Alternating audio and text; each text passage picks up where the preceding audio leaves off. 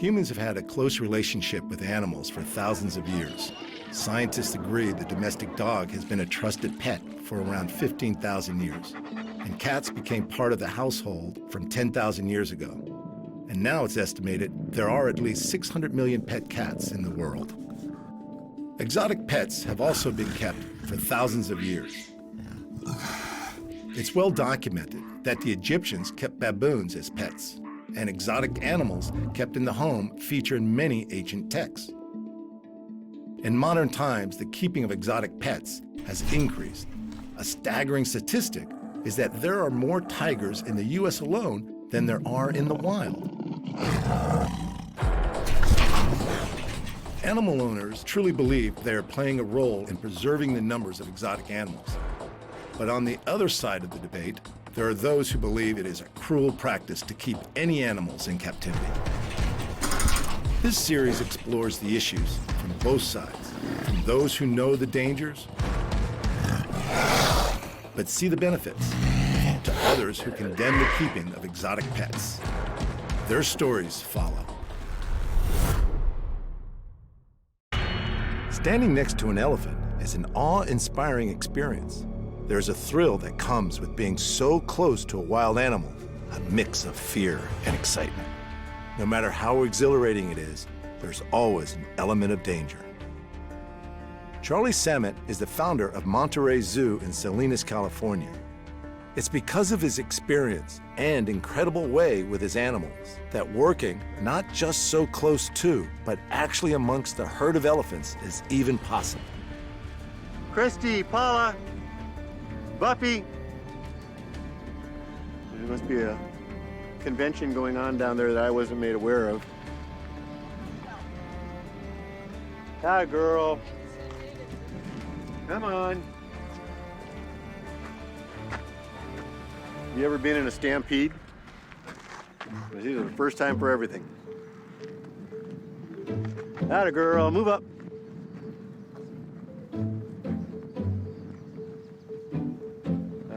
What's going on here?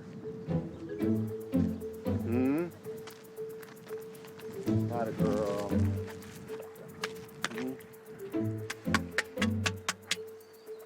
That's gross. This is Christy. That's Buffy. Buffy was a carnival elephant. Christy was a circus elephant. They just both found retirement homes here. I do have to say, though, from the entertainment industries they came to us very healthy, very sound, very well taken care of.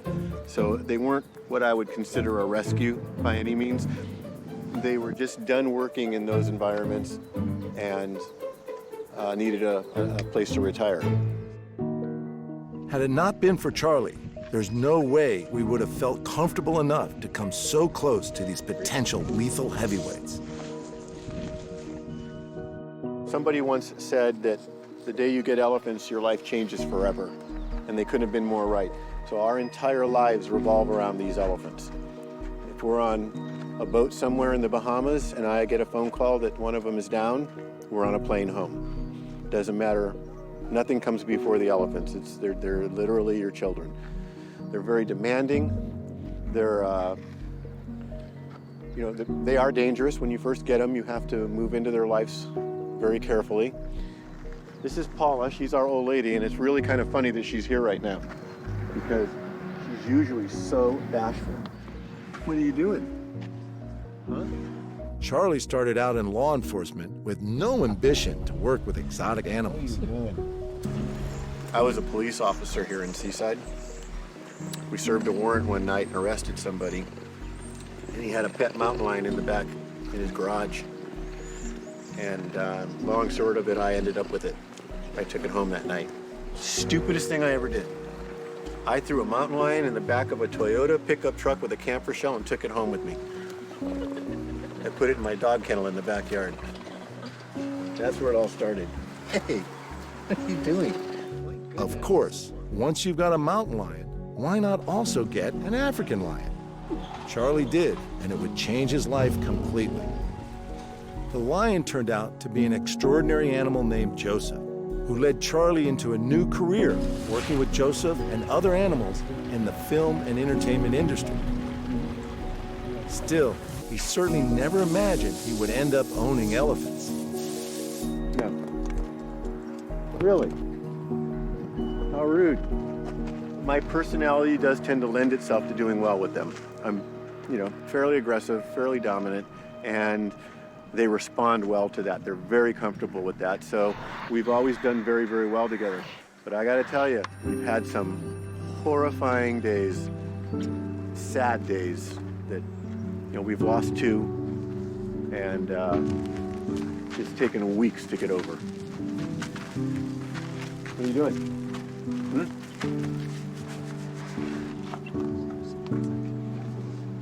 So I guess some could argue that this is probably my favorite place in the world. It's just one of those things where you can't imagine what it's like to have friends like this. Highly intelligent animals, elephants form deep family bonds and live in tight family groups called a herd. Charlie is part of the Monterey Zoo herd. Well, I actually do feel like one of them. So as soon as they get to me, they do what they need to do, they say hi, and then I'm just one of them, and then they start doing whatever else around me. The thought of them going out our driveway and us not seeing them again just couldn't happen. Couldn't imagine it. Elephants are often seen as placid, gentle animals, but there's no doubt they can pose a very serious threat. Charlie's elephants are hand-picked in a measure that helps ensure the safety of his team. We never brought anything here that we thought was going to be a threat to our staff. We do have one, this one here, who had hurt several people before she came here. She didn't kill anybody, but she thumped a few people, so she took a little more work to be around. So my staff doesn't go in with her if I'm not here. She's just a little pushier, a little typical, if you will. But she's also my smartest. She's my thinker. I saw that. What's Butch doing? Now, here's a good example. These were somebody's pets. They were getting expensive. They were getting to be a lot for them to handle.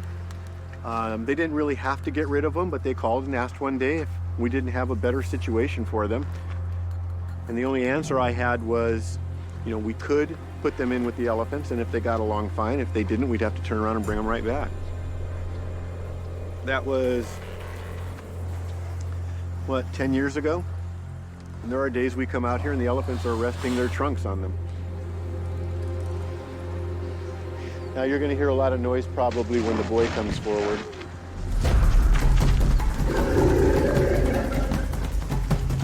The mood changes quickly as there is a sudden commotion from the elephants.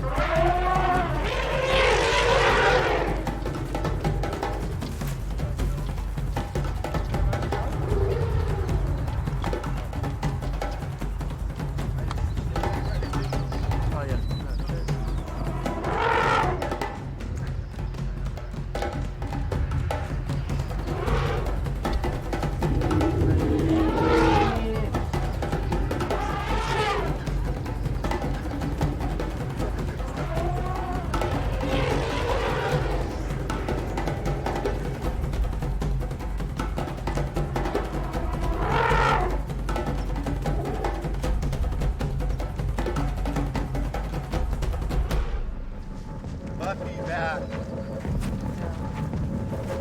Daddy Buffy. Christy. Easy, that a girl. Buffy back. Back. This is Butch. And he's what we call big.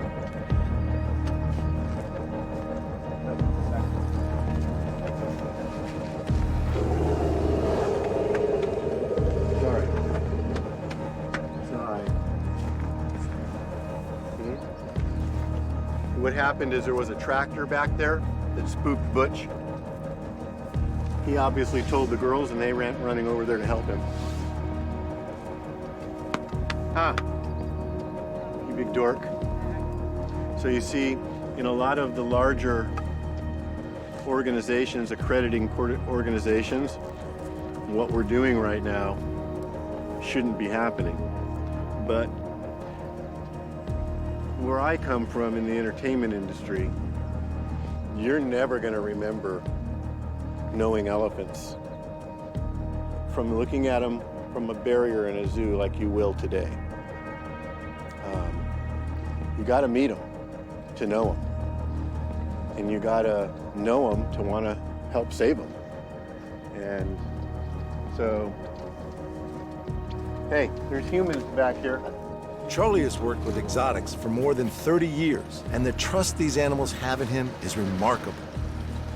Surely it must take a special sort of person to be so trusted by a herd of elephants. I do think you have to have the right personality for it. But they're smart, so there is somewhat of a science to it. And if you apply the science, if you learn it and apply it, it works. We don't handle them the way we used to. It's evolved like everything else. It's a far kinder training now than it used to be. But for the most part, yeah, I'd almost say it's somewhat easier than big cats because they're so smart that it removes a lot of the things you have no control of, and you can actually apply a little tiny bit of trust. They're like a horse. You try to get a horse to step on you or to run you over. I had a scene once where I had to have a horse charge into me and knock me down. It took us days to find one that would do it. They just instinctually have no interest in hurting you.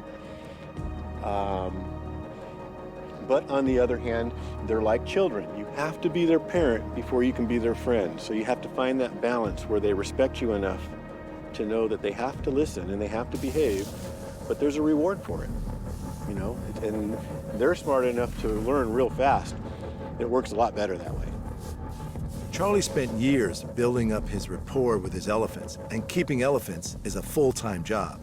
In fact, it's a full-time job for several people. Well, here's the problem.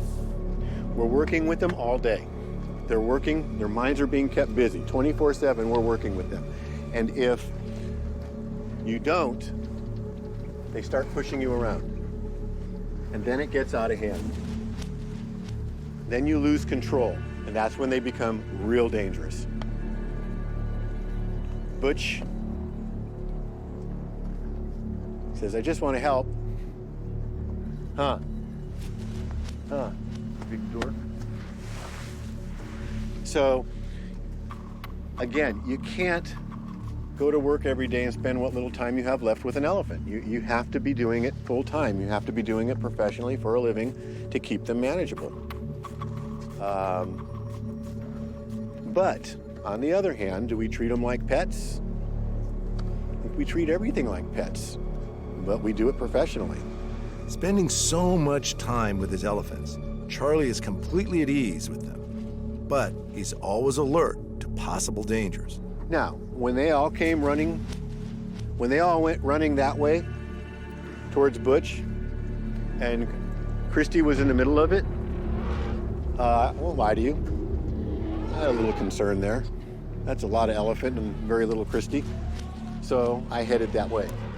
But once again, we've never had a bad day. We've never had an incident. They did just what I thought they were going to do. They ran to Butch because they thought he had a problem. Charlie's closeness to his elephants is as much about enriching their lives as it is about enriching his.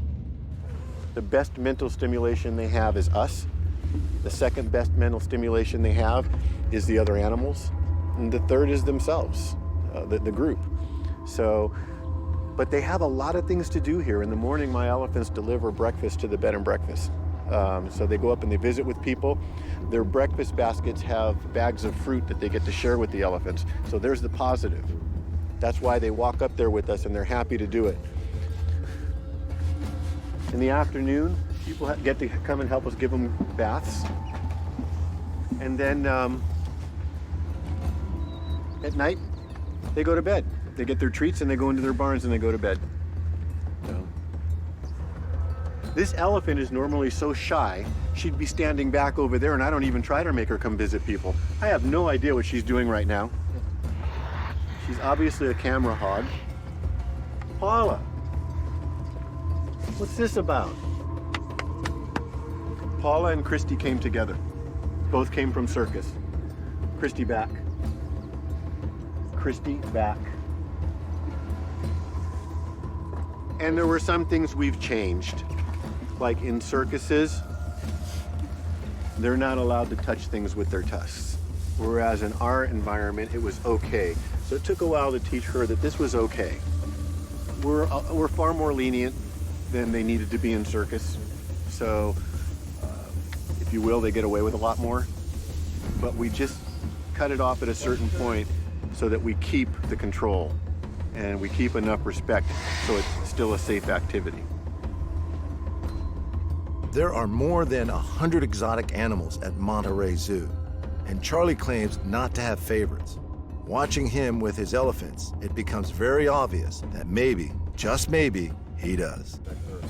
Some might say they're the flagship of our zoo.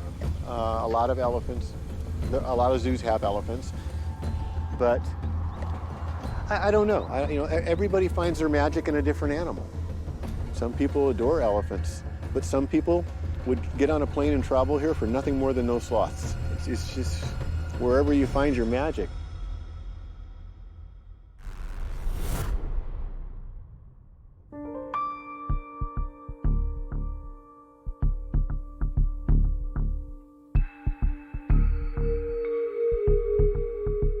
Ethan may only be a child, but he's about to do something many adults wouldn't ever consider.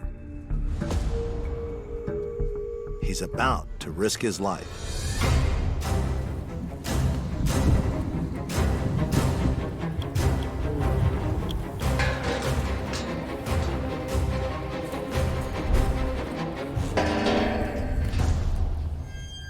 Ethan is at his grandfather's rural property where cattle would not be out of place. But these are not your average cattle. Ethan's grandfather, Dwayne, raises about 40 Watusi cattle on his Utah ranch. Putting a 10-year-old within reach of an animal of this size and temperament is a risk. But for Dwayne and Ethan, it is a calculated risk. Also known as the cattle of kings, an average Watusi weighs around 1,000 pounds, and their horns are the largest and most dramatic of any breed of cattle. That's exactly what makes them one of the most dangerous. Even Dwayne is wary. I can get a little bit closer, but this cow's getting ready to have a calf, and I know her. I get halfway over there, she's gonna chase me out. That cow there will just take her baby and run. This new baby here, her mother would probably let us go up to her, but they are threatening because they're showing you. When they have a baby, you respect that, okay? You do not play with their babies. We play with one here because we know this cow. I mean, she was bottle raised. These cows here, you know that they're not gonna let you play with their baby. These cattle through the years, because of a lot of times the predators that are in Africa, the hyenas, okay? The mothers have become very, very protective. This little cow behind us, she's showing you, she does not want you to play with her baby. And so as protective as the mothers are, the bulls are really docile. They don't care. You can take that baby, but with the mama, you're not gonna play with it. So why does Dwayne let his grandson climb into a pen with one of these potentially lethal beasts? It seems a common theme among owners of dangerous animals. Familiarity breeds trust. This little cow's name is Tina, and she was bottle raised, okay? That's why she's so gentle. My grandson Ethan here, he raised her on a bottle. This is his cow. And she just had a little baby calf just 3 days ago. Do you want to catch the calf, Ethan?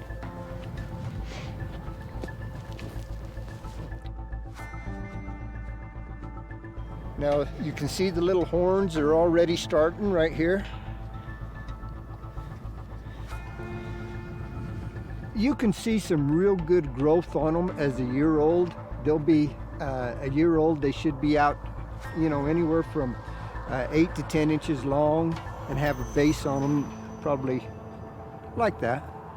The breed does well in the Utah climate, and it is prized for its good looks, its robust and drought-hardy nature, and for those massive horns. We started raising these in 1982. We've learned a lot about the Watusi, and actually a few years ago we sent semen back to South Africa, where these animals originally come from, to get new bloodlines into a herd over there. We've understood that in Africa, they're after, it's a thing of economics. Great big horns, great big long horns is harder for the animal to travel, to feed. And so in Africa, they're breeding the horns smaller. Yet in America, because we have an abundance of feed, we want our horns bigger. And Dwayne certainly succeeded in breeding cattle with bigger horns. The world's largest, in fact. Dwayne's bull, Woody, earned him a place in the Guinness Book of Records for the largest horn circumference ever recorded. Woody's left horn far outsized its right hand counterpart, growing to a massive circumference of 40.5 inches. Although it didn't cause him any pain, it weighed so much that Woody would often rest it on the ground. Dwayne has also managed his herd to maintain the breed's distinctive markings. If you'll notice the markings on this cow, she'll have this, she'll have the straight red over the back and the white down the sides. This guy will hold still. There are pictures of Watusi cattle on Egyptian walls. They date back 7,000 years, and they have this same design on them. And you won't find any other cattle that's got this design on them unless they've got some Watusi bloodlines in them. In Africa, you'll see a lot of the dark red colors. In the tribes, the kings, they liked the white Watusi. And a white Watusi is very valuable to them. The herds were seen as a status symbol and played a significant role in tribal life. In Africa, the more Watusis you own, it's kind of one of those things, I have more than you, or I have a whole bunch of Watusis, and it's kind of like money in the bank in Africa.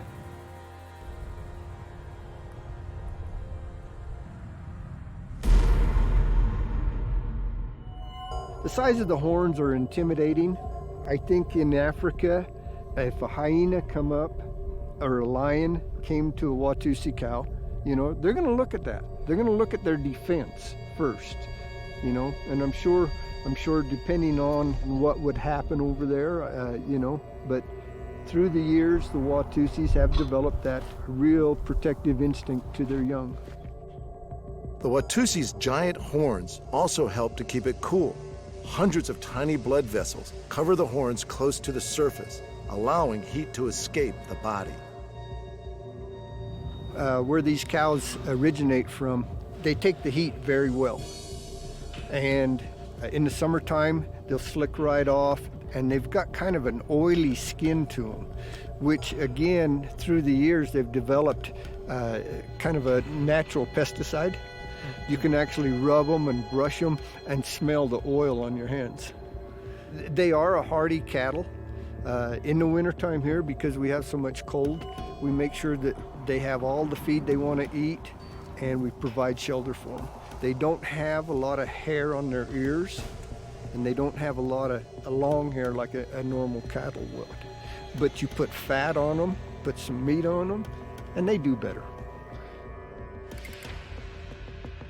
The majority of incidents involving cattle occur on ranches and other sites where people are working with livestock. Hundreds of people are injured and 22 killed each year in the U.S. alone. Knowing the risks of accidents and that the cows can be easily provoked, Dwayne is always mindful of the danger. There is an element of danger. It's the same as any other animal. You take a beef cow, they're going to protect their baby, okay? Some of them are not going to be as aggressive as others, okay? The same as a dog that just had brand new puppies. Some of them are going to let you play with them puppies and some of them are not. Again, maybe the breed of a puppy or the breed of a different cattle is going to determine how protective they're going to be with their babies. The Watusis, normally you got to remember that they're protective. You know, you notice how long the horns are and how big they are, and yet you'll notice these cows don't use them as like a spear. I've seen so many little tiny sharp horns do so much damage to people, and yet these bigger horns like this, they'll actually, when they want another cow out of the road or if they want you out of the road, they'll swing it and use it more like a bat. While Ethan has never been hurt by his cows, Dwayne himself has learned some important lessons the hard way. I had my knee replaced and I got too close to a brand new baby and the mother beat me to the fence. And she hit me. And all she did was she just hit me and turned around and went back to her baby.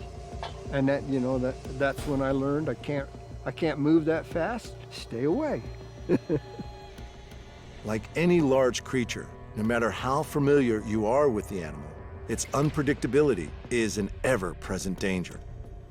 The thing you always want to remember is know your animals, they're having babies, and they're protective.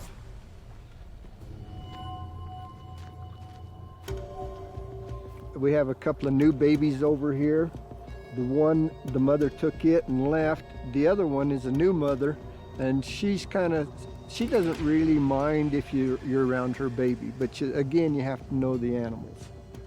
It's obvious Dwayne takes great pride in his unusual herd, and he treats his Watusi with just the amount of respect horns like theirs deserve. One thing to remember, if I run, you run. Yes. Please run slower than I do.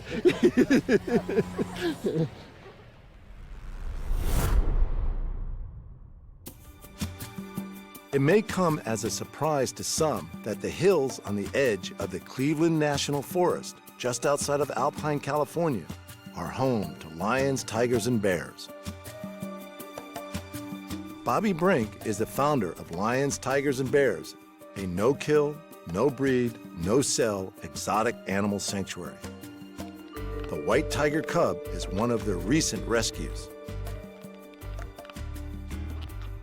Well, I thought I was going to be in the hospitality business. That's what I went to school for. It's funny, God sends you a different direction when you think you know what you're doing. Bobbi began working with exotic animals in 1992 when she took a job with a breeder and exhibitor. She quickly realized that it was not the dream job she had expected.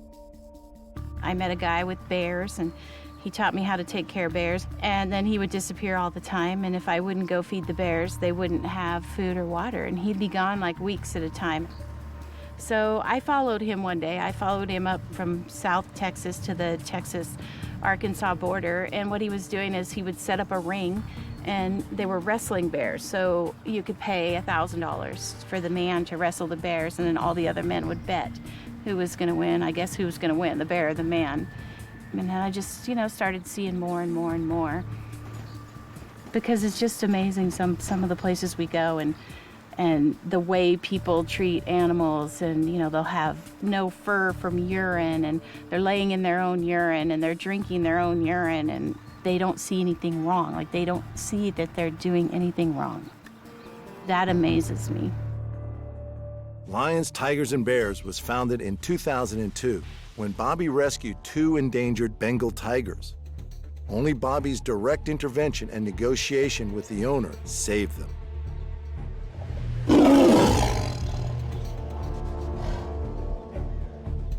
They were backyard pets. They were housed in a 6x12 No shade, no shelter. You and I couldn't live like that for 5 or 6 years. And the guy was threatening to shoot the animals if the U.S. Fish and Wildlife didn't leave him alone, because he considered them his property. But they worked it out, and he decided that we could take the tigers, and U.S. Fish and Wildlife gave us 30 days. And that's when we built that first small enclosure, because we only had 30 days to get the permits, cross the state lines, build something to house the tigers and get them here. And that was the start. We like to say here they go from rags to riches, because the animals we take here are usually the ones that nobody else will take. There's no place for them to go, because we work all over the country with the first responders. I've probably moved 400 animals, all lions, tigers, bears, cougars, in the last 5 years to different sanctuaries across the country. So we work with a lot of sanctuaries, work with a lot of first responders, a lot of state authorities, U.S. Fish and Wildlife, Fish and Game, even private owners, and we don't judge. If you have got an animal and you're in over your head and, you're ready to find that animal home, and 90% of the time, that's what we see happens with private ownership. Seeing tigers for sale in a Walmart parking lot and at cattle auctions, and seeing big cat cubs used for photo opportunities, Bobbi knew she was on the right path. I went to one place on the East Coast, me and my friend, and the one photo facility had 22 cubs. So they can only use them till they're so big, and then they've got to replace those cubs with more cubs. So where do all the babies go?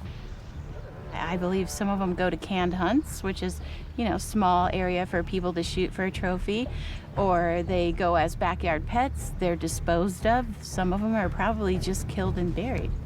There's no federal tracking of these animals. The lucky ones get to come to a legitimate sanctuary where they're not going to be bred and at least get their dignity back and live out their life. The majority of animals Bobbi now takes care of have been rescued from private owners and even from other sanctuaries. An appointment with the vet is one of their first experiences at their new home. Most of the animals that we go in and get, they've never had any medical care, no dental. Like the 2 leopards we have right now in the quarantine, we've spent 6 months in medical, and then the female couldn't put any weight on her front feet because she had been declawed all the way around so they could use her for the photo ops. And so she was literally trying to walk on her back feet. So when we went in to do the surgery on her feet, we ended up finding a lump on her abdomen, and it ended up being a mass on her uterus. And so it just seems like one thing after another medically for her. And we're still trying to get her up here with the other cats, and she's been here a year. And that looks like it's cleared up. So that's usually the best sign. The white tiger cub also had severe health problems when first rescued, and after weeks in quarantine, her final vet check before going to a new enclosure is a great game. Now that her lesions are coming back, we can do another fungal culture with that little DTM stuff. Have you seen it? It's like a special auger. Bobbi's 93-acre sanctuary is now home to a variety of rescued animals, and for many of them, the sanctuary was the first time they'd ever seen the sky or felt sunshine. This is the first time the white tiger cub has ever been on grass.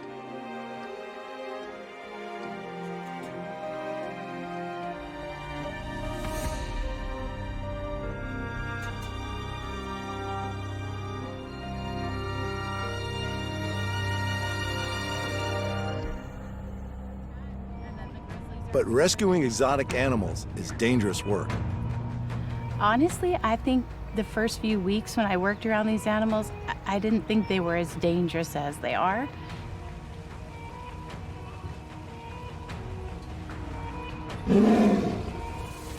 I think the fear comes in after you experience, a few things. And I think for myself, the danger is when we go into dangerous places and get animals out. Because a lot of times the cages are so dangerous. We can't dart because if they jump, they'll go through the cage. Or people have them housed in their dining room or their garage or their basement. They never really think about getting the animal out. Like there's no way to get a transfer cage down the basement stairs or in their little gates. Our cages don't fit through. Those are the more dangerous circumstances for my staff. Rather than send her staff into dangerous situations, Bobbi often puts herself in the line of fire. And when I first started working with the animals, I worked free contact inside the cage. I just chose not to get anybody hurt. And a lot of times when you're rescuing animals, we don't even know, these animals' past, how they were raised. It's just better safe than sorry, because the way we've set up everything here is pretty safe. They work in twos.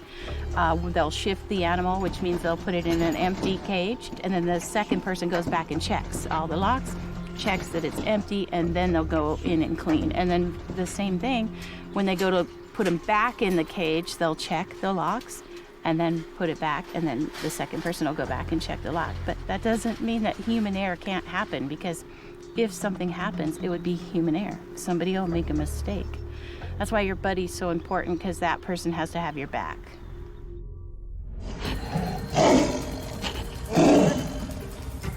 These animals could kill you in a second. In a second.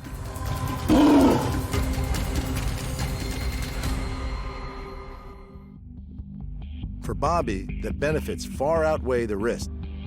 Sometimes an animal's rehabilitation requires a lot of patience. Like we had one bear we brought from Ohio, and he was fine as long as you kept him locked up. Like when we brought him in the trailer, all the way across the country, we'd open the door and feed him, and he was fine, clean him out, and no problems. And then we brought him here, we always put animal in the quarantine and do all their medical, he was fine. But when we put him out in the habitat and opened the door to let him out, he was scared to death.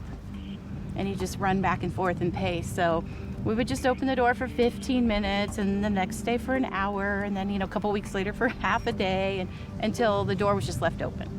And then finally he would touch the dirt, because he'd never touched dirt before. And then finally he would go out, in and out, make sure his little safety place was still there. Now he uses the whole habitat. Bobbi's priority is always the welfare of the animal. But how is her sanctuary any different to a zoo? I think one of the biggest questions we get here is, why don't you give the animals to the zoo? And I think we do something totally different than a zoo, or two totally different organizations, but a lot of people don't realize these animals originated as surplus animals from the zoos, from the breeding programs, and that's how they got out into the private sector. Bobbi has strong views on the breeding and keeping of captive animals, views that have been established through many years of experience and first-hand knowledge. There's approximately 220 AZA zoos in our country, and that's who holds the SSP plan, the Species Survival Plan, in our country.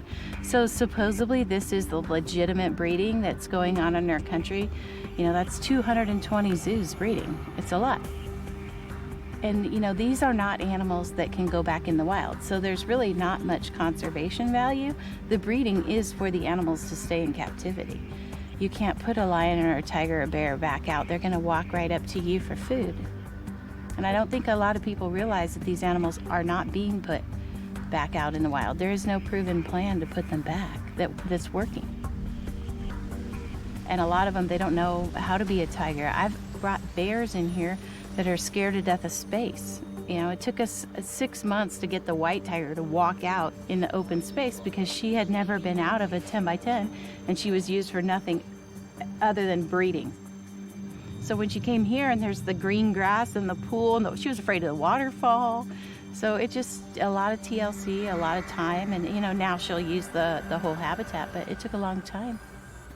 One of the most important things we can give our animals is dirt. It's like the difference of standing on a tile floor all day versus standing on carpet all day. There's a huge difference, and it makes a huge difference in arthritis and how their joints feel, and especially when it's cold. Seeing distressed and mistreated animals takes an emotional toll, and Bobbi also struggles with the idea that even the sanctuary she offers isn't ideal. It's just a glamorized prison. That's what it is. You and I wouldn't want to live in there. I mean, it's beautiful, but you wouldn't want to stay in there for life. When I first started working around the animals, I really didn't see anything wrong with the way they were housed and, people having them as pets. And I think it just grows on you. Like myself, I've been, working around these animals almost every single day since 1990, and it's really obvious they don't belong in a cage. So part of Bobbi's goal is to ensure that the animals live as closely as possible to how they would in the wild. They don't make good pets. I think it's selfish. And that's one thing that I've questioned myself about. Am I being selfish by, wanting to have the animals? And I had to get in check and make sure that there's a reason for every animal to be here. Just like the little bobcat that we took in Diego. If he could have went back out in the wild, that would have been the best thing for him. But unfortunately, he can't go back out in the wild, so he needs a place to live out his life. Rescued grizzly bear Albert suffered from malnutrition that caused permanent neurological problems. And not all of the rescues turn out well.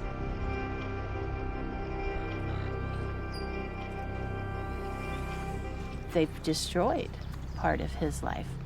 The MRI shows he has no pain, but he still has to really think and rock back and forth to get up, and then he has to really think, his brain has to think where he's putting his paws to walk. Of all the animals I have moved, I had to euthanize one lion, and that was very heartbreaking because it was just a big, beautiful lion, and he was literally dragging his back legs, to the point where he was open wounds, from drag. He could not move his back legs at all. That was hard, and it was really hard because he was in with two females. So not only did we have to euthanize him, but then we had to move the females out of their home. That was hard. Bobbi will continue to provide safe and enriching environments for abused and neglected animals already in captivity, leaving future generations to continue to ponder the question of finding a better solution. I always tell my students and my interns, they're the ones, the younger generation, they're going to make the decision. Do we work on saving the wild tigers in the wild? Because we only have about 3,000 tigers left in the wild, and it would be really nice to keep the ones that we have in the wild protected. Or do we continue to breed these animals for nothing more than to live in a cage? It will go to that generation, and again, they'll make that decision. But these animals, they live 20 years. So, I figure I can do this a good 20, 30 more years. And, hopefully there'll be some more laws in place to protect the animals. And there won't be as many animals in need of sanctuary. I mean, that would be ideal.